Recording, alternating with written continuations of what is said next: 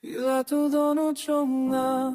lem song tu Fika sang hinga abang adongka Hama chong fi asam ka jingit Fi pen ke la jingit jonga na pari Bila todo no chonga lem song tu Fika sang hinga abang adongka Hama chong fi asam ka jingit Fi pen ke la jingit jonga na pari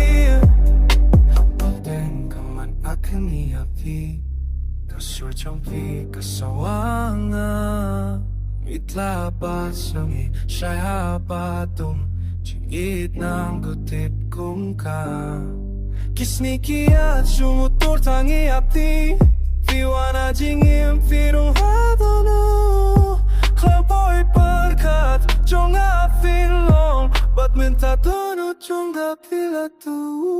Hilatu dono jonga Satu pikashaniana habang adonka Kmachong finasem kajingit Pipen kelajingin jonga nabari Latu nono jonga Satu pikashaniana habang adonka Kmachong finasem kajingit Pipen kelajingin jonga nabari Halenting ayat marwe Jingin kadang he ngam sentu